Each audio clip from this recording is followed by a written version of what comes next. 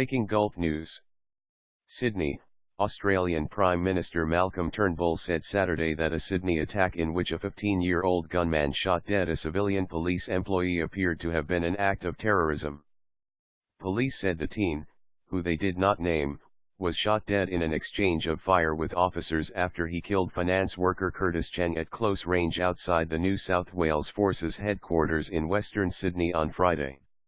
Reports said that the youth, who police said was of Iraqi-Kurdish background and had been born in Iran, had been shouting religious slogans before shooting Cheng in the back of the head. "I saw him pacing up and down at police headquarters with a gun above his head. He was yelling something and dressed in a black robe," one witness told Sydney's Daily Telegraph. Turnbull called on Australians to go about their lives as usual as they begin a long weekend in which two major sporting finals will be held in Sydney and Melbourne. "This appears to have been an act of politically motivated violence, so at this stage it appears to have been an act of terrorism. It is a shocking crime," the Prime Minister said in Melbourne. "It was a cold-blooded murder, targeting the New South Wales Police Service. It was doubly shocking because it was perpetrated by a 15-year-old boy.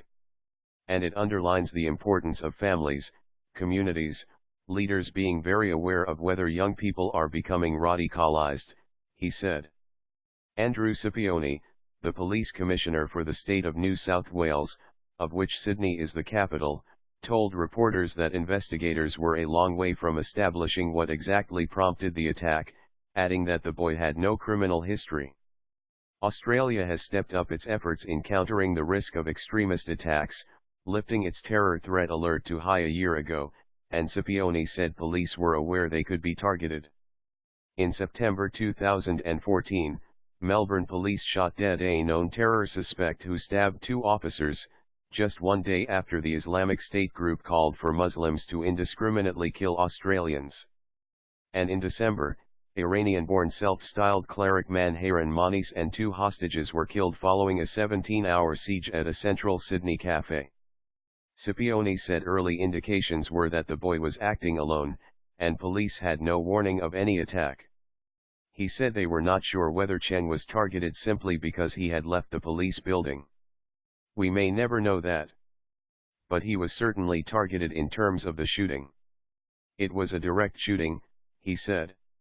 New South Wales State Premier Mike Baird said he believed that the lives of others had been saved by the quick actions of police at the scene.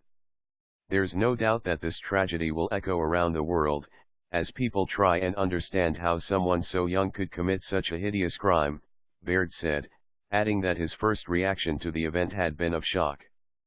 But he added, "We cannot let actions such as this divide us. We cannot let hate overtake us. We have to come together."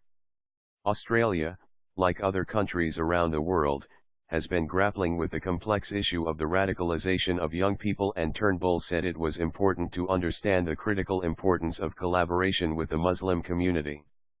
"We must not vilify or blame the entire Muslim community with the actions of what is, in truth, a very, very small percentage of violent extremist individuals," the Prime Minister said.